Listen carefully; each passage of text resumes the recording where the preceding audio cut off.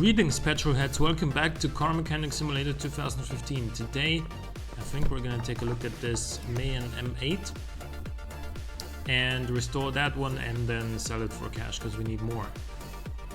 We always need more cash. So, okay, that color is... well, we're gonna repaint it at the end. Or are we... in fact, I'm just gonna repair the body bits and repaint it straight away. Okay.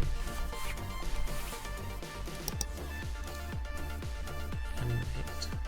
So we just stock parts, because again we are gonna sell this one. It doesn't matter what parts we put on there.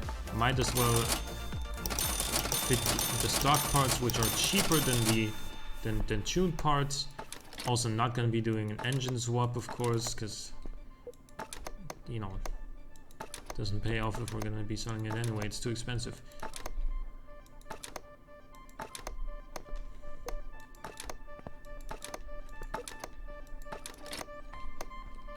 Also new rims. These ones. And then let's go to paint shop first.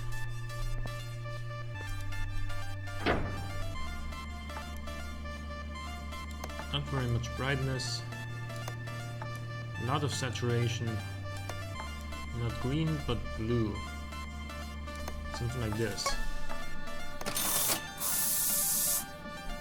Yeah, much better. And then move you to the lifter.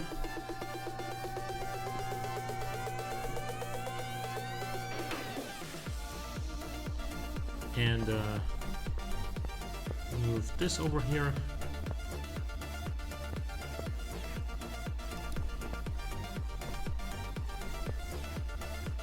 Yeah, let's swap the rims first.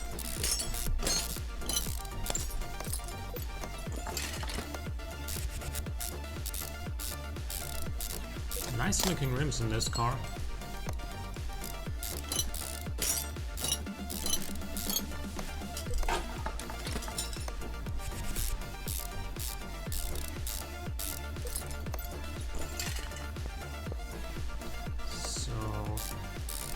I don't know, do we need to repair the body frame as well? I'm gonna check after replacing the rims. So if we need to do it, I'm gonna do it. Doesn't look like it.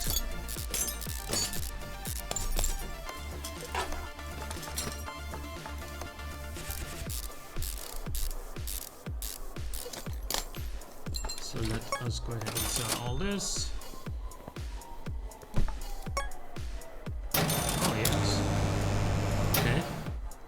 Well, so we're gonna be lifting this up. No, actually, let's start it on the bonnet.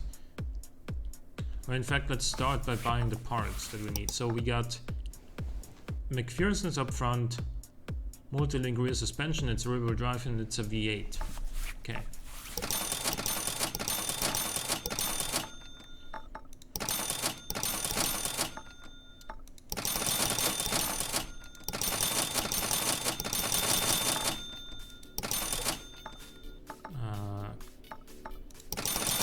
Four of these and four of these.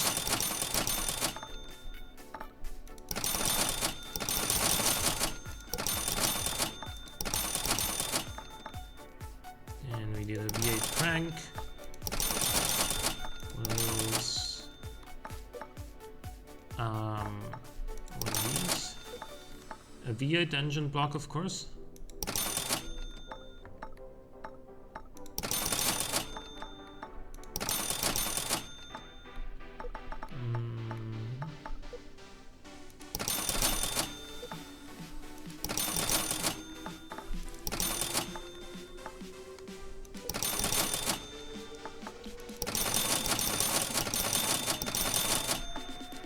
Regular cross member, it should be. Yeah, okay, it is. Front sway bar. Fuel tank.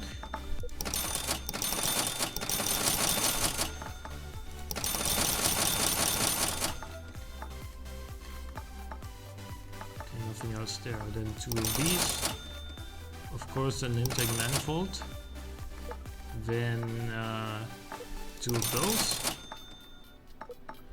2 of these. 1 of you, 1 of you.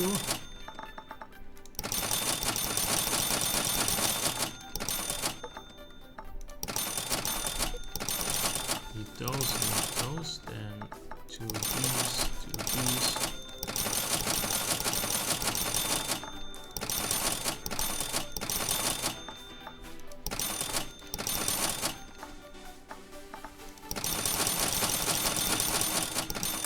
I think that was 10.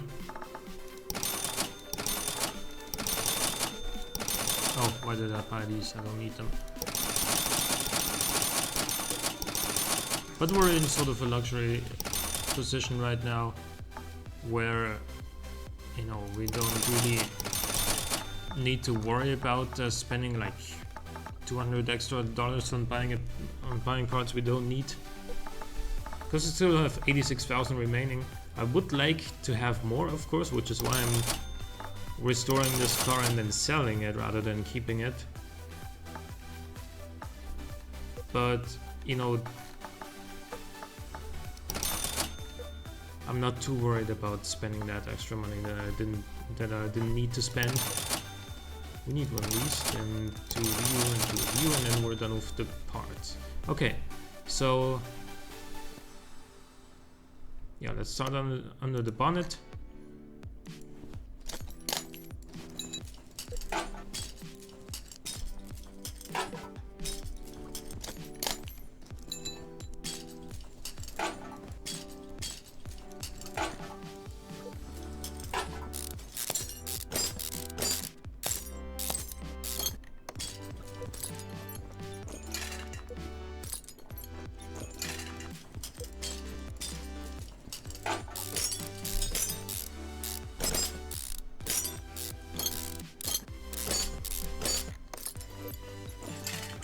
V8, of course, really easy to work on in this game.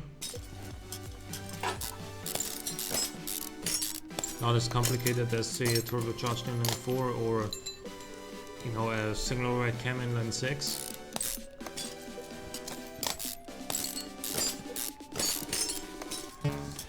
It is, of course, big and there's some work to do, but it's all like pretty simple.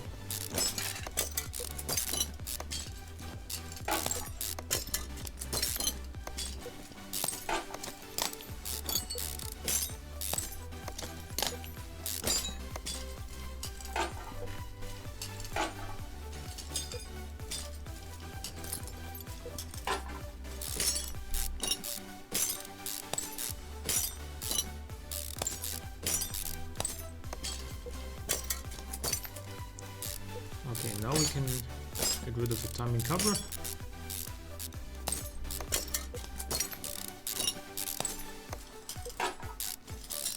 And get rid of this.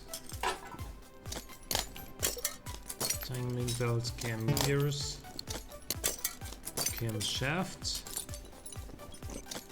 then the spark plugs.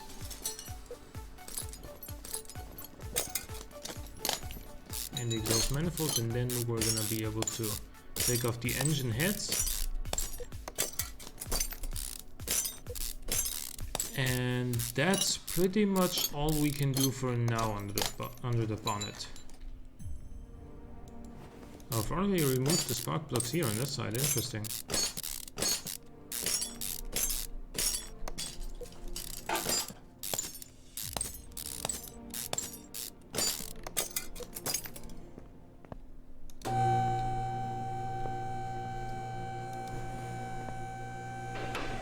I've just watched the video again of Motor Trend comparing the Cadillac ATS-V with the C63 AMG S, and in the comments some people are like, oh, the ATS-V clearly outperformed the AMG in every metric, and yet the AMG still wins. Bullshit. I mean, first of all, watch the video again, please, because the the big mistake you made in your comment was the AMG didn't clearly beat the AMG.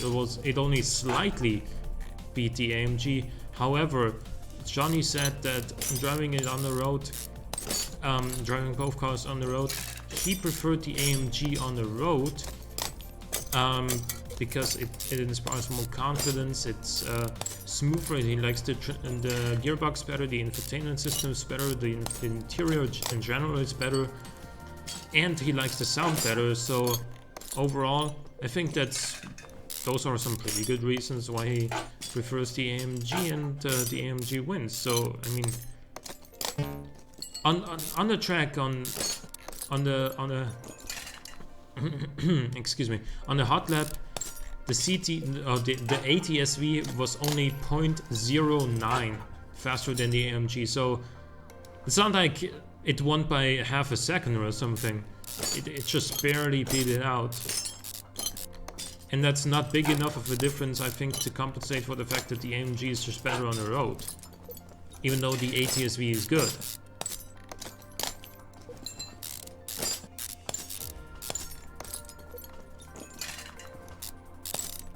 Because after all, these cars are road cars. It's not like who builds the best four-door racing sedan. It's about who builds the best four-door sports sedan, obviously meant for road usage. And most people who buy these cars are gonna only be driving them on the road anyway, so it's a very relevant category of testing is how they feel on the road. And if the AMG is just better there, then it deserves the win, in my opinion. Well, if it's better on the road and almost as good on the track, then it deserves the win. But in any case, again, I'm really excited for when the XER comes out, and for when actually the Giulia QV is getting tested. Is this the new sway bar? It is. Because those two are also gonna be like hot contenders for that category, and I'm really I'd like to see a mega mashup, like all the hot mid-sized sports sedans on sale. M3, C63 AMG-S, ATSV, RS4, Giulia QV, Jack XER, and and have them all in one huge one hour review or something, and then come up with a winner. I'm sure that video would get a lot of views, and it would be very, very interesting to watch, and it's probably also going to be a tough choice to choose between all of them because they're all really good.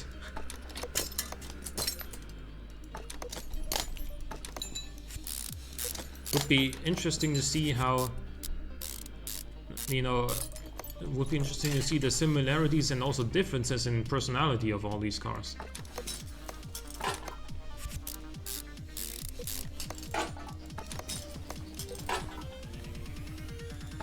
I imagine that the RS4, due to its all-wheel drive, would be the quickest 0 to 60 miles per hour. Maybe even over the quarter mile. I don't know how much power the new RS4 will have. But yeah, a big mashup of all those cars would just be would just settle all the arguments once and for all, I think. Because I'm also reading a few comments underneath the ATSV versus C63S video, which are like, oh, what about Giulia QV, or the AMG won because the M3 wasn't in the video, or up for testing anyway, and stuff like that. We'll just have one video where there's all of them at once, and review them one after another, and then and then pick a winner. That would be fantastic.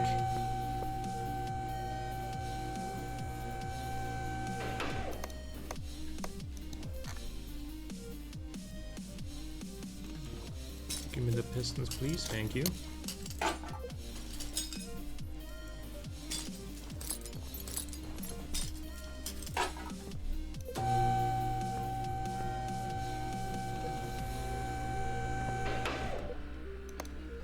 But it really seems like the M3 is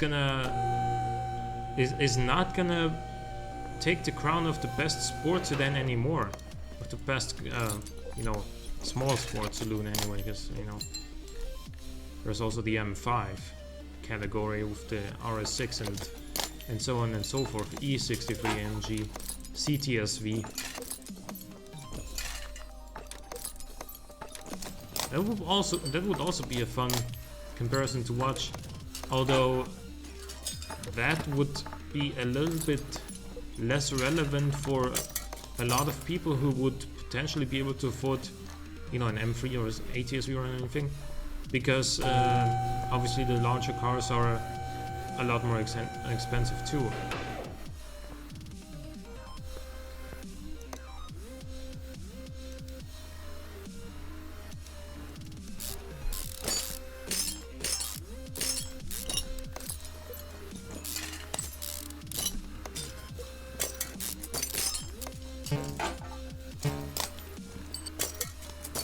And yeah, Jaguar is not offering an XFR at the moment, because the XFRS that you can buy still, I think, or has recently gone out of production, that was still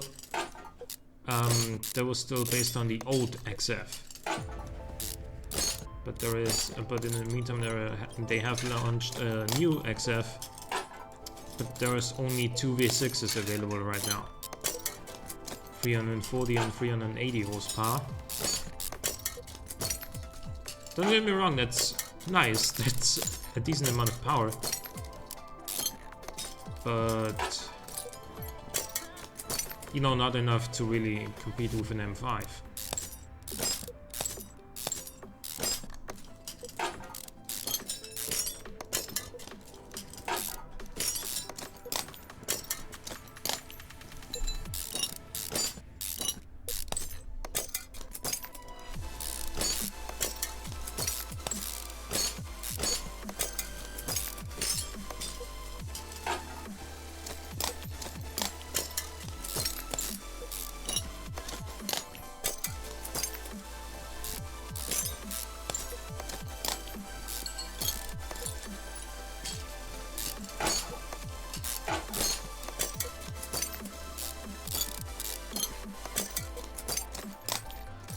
Okay, let us now reconstruct the entire rear end.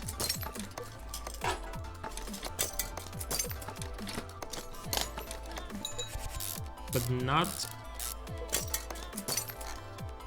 rebuild the gearbox yet, because we haven't taken out the crank yet. And the engine block, for that matter.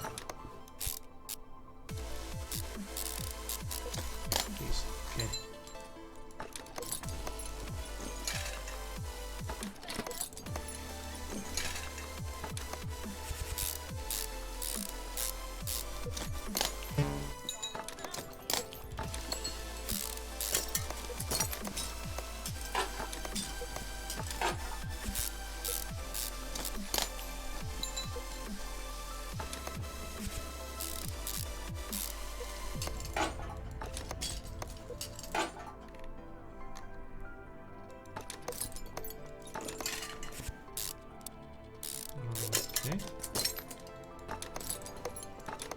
That back on.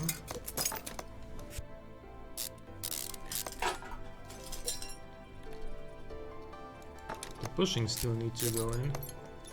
And then I'm gonna put the wheel back on.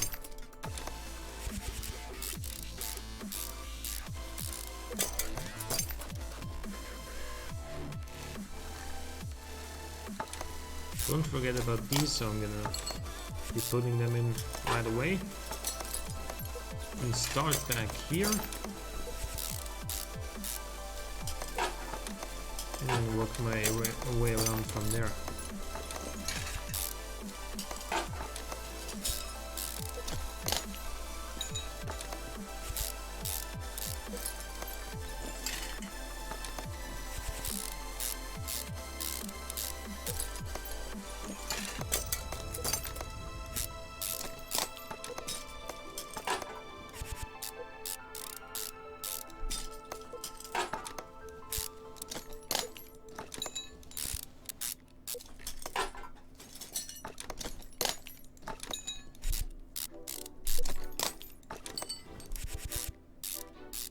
Good. Now we're gonna head to this area.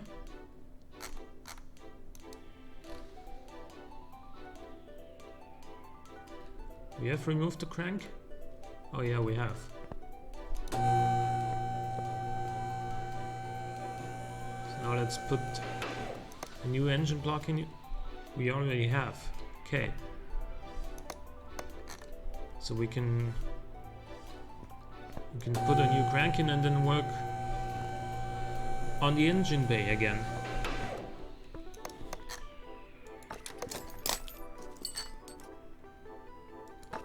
Can also put the bearing caps in again.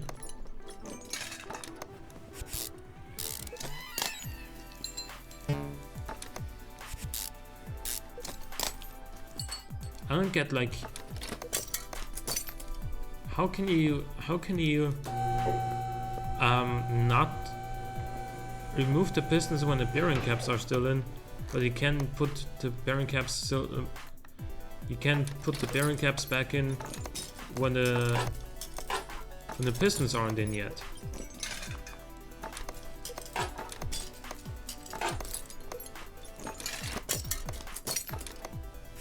Or maybe it's just that the oil pan is in the way of getting rid of the pistons, and I always remove the bearing caps along with the oil pan because it's convenient to do it that way.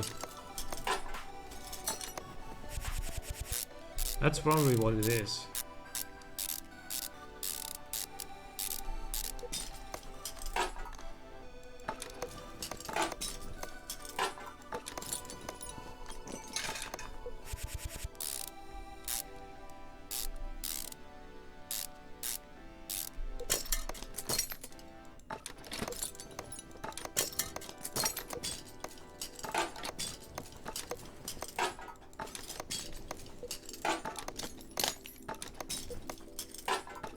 There's the new timing belt. There's the timing cover. There's the intake manifold.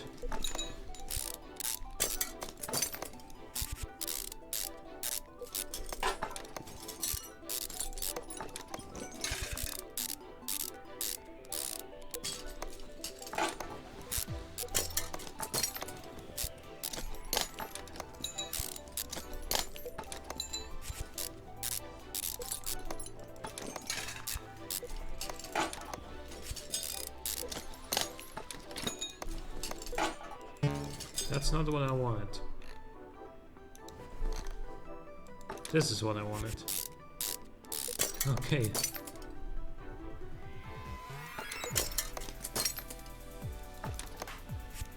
That tensioner.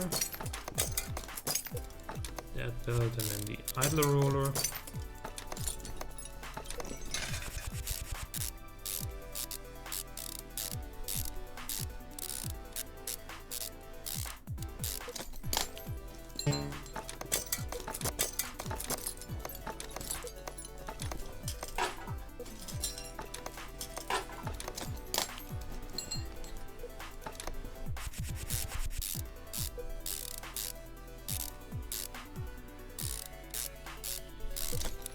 So there is that, and fit all the coils.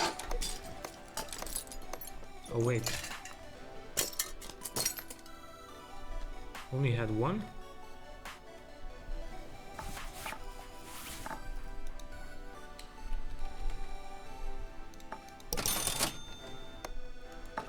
There we go. And don't forget about the throttle.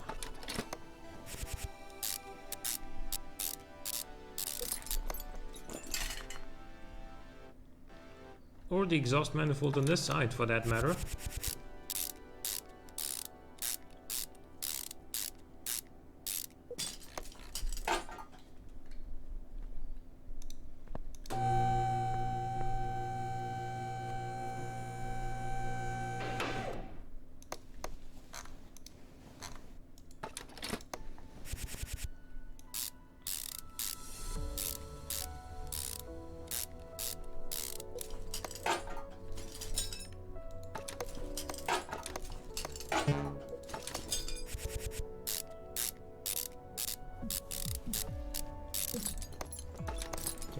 Bearing, the gearbox, then there's the starter and the drive shaft.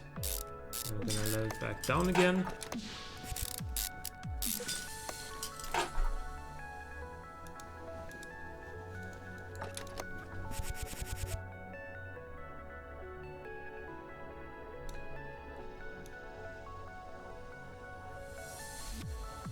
Silent bolting.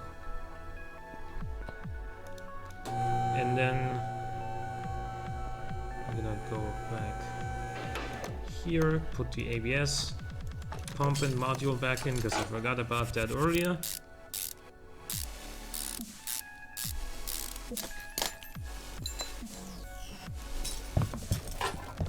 Fill it up with oil and then we should be good to go.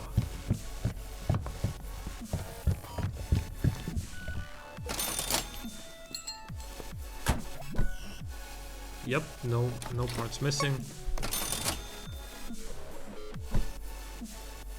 80 grand for this one. Good. Let's sell it. Hope you guys enjoyed this episode of Car Mechanic Simulator 2015. Leave a like or a comment if you did. Thank you for watching. I'll see you next time.